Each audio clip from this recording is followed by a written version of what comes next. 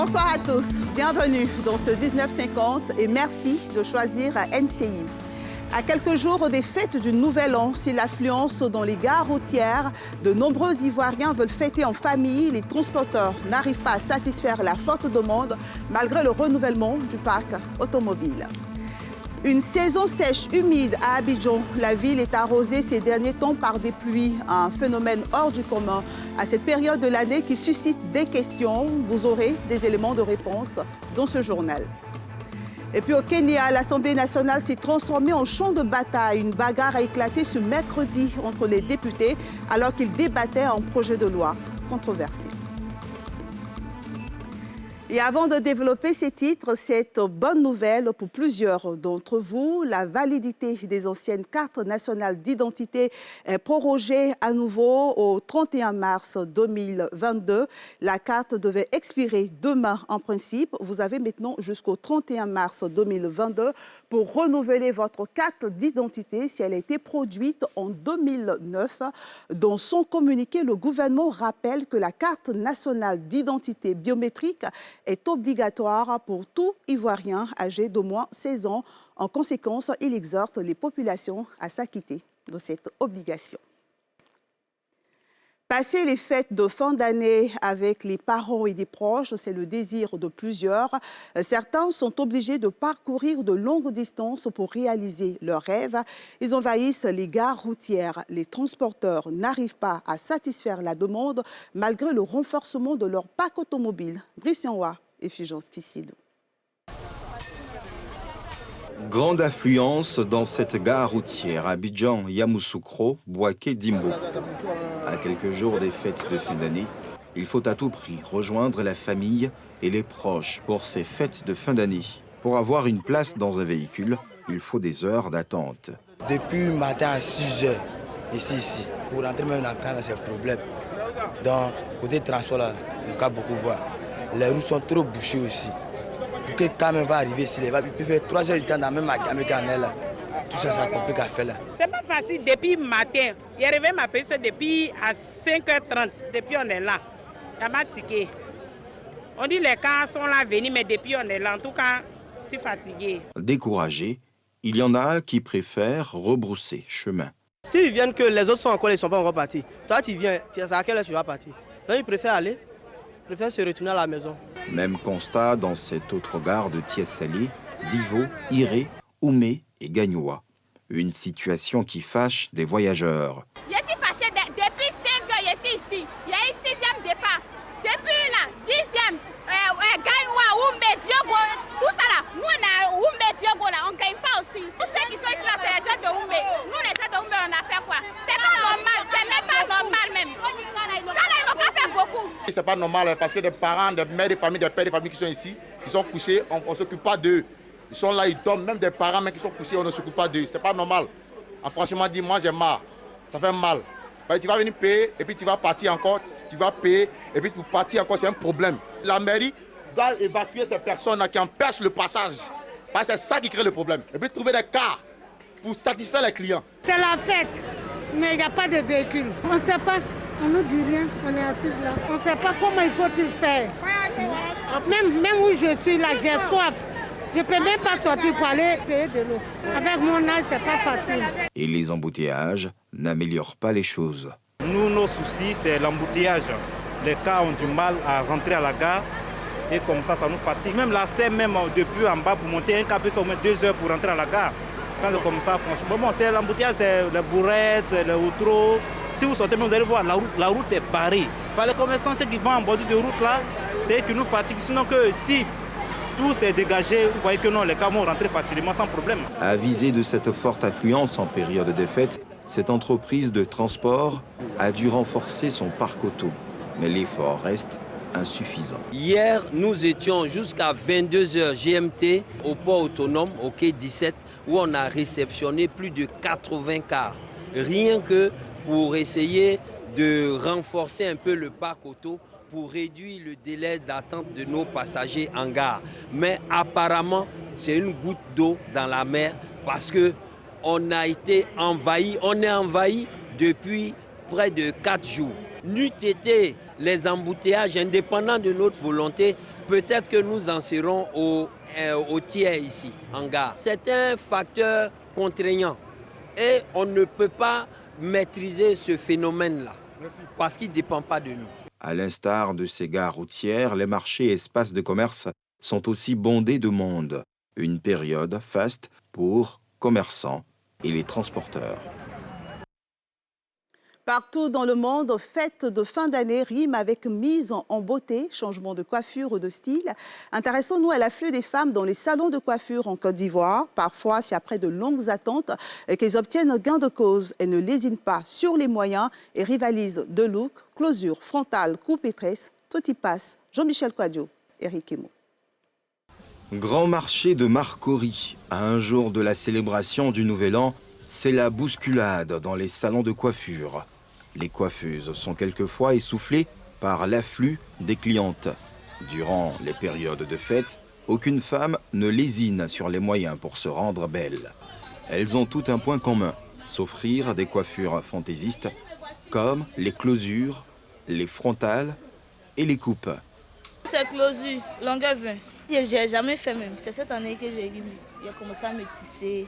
Quand on dit 31 arrive comme ça là, 31 arrive comme ça là, voilà, chacun sa coiffure, c'était belle. Ce matin, Eliane est venue se refaire une beauté dans le même salon, quel qu'en soit le prix. Elle a opté pour une coupe carrée blonde, une coiffure qu'elle n'avait jamais faite auparavant. Je suis venue me coiffer aujourd'hui parce que demain c'est le 31 décembre, le dernier jour de l'année, du coup, il faut se rendre belle quand même. J'ai choisi de faire une coupe au lieu d'une tresse parce que c'est plus approprié. La coiffure m'a coûté 90 000. Tresse, tissage, perruque, coupe, les choix sont partagés. Les coiffures les plus demandées, c'est les closures et les frontales. Et voire souvent des coupes, les coupes et les teintures. Nos coiffures varient entre 5 000 jusqu'à 15 000. Je reçois toutes sortes de personnes en tout cas. En cette période de fête, tous les endroits sont bons pour se faire coiffer. Le plus important, c'est de se faire belle. La somme importe peu dans bon nombre de cas. Le prix est abordable. Cette coiffure me revient à 12 000 francs.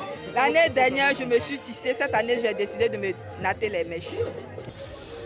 Direction Angré, marché Cocovico. Ici, le chef du salon de coiffure est un homme.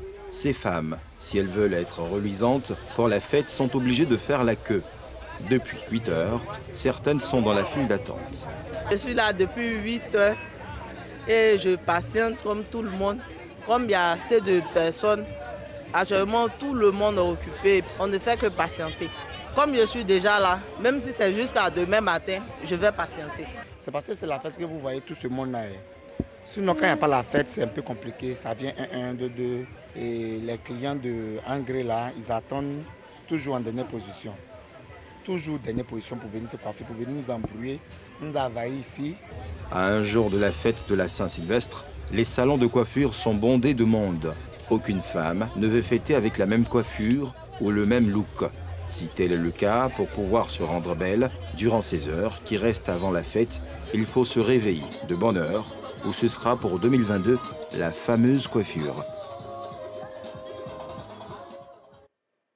Sommes-nous vraiment en saison sèche en Côte d'Ivoire? Selon le calendrier, oui, mais dans les faits, non.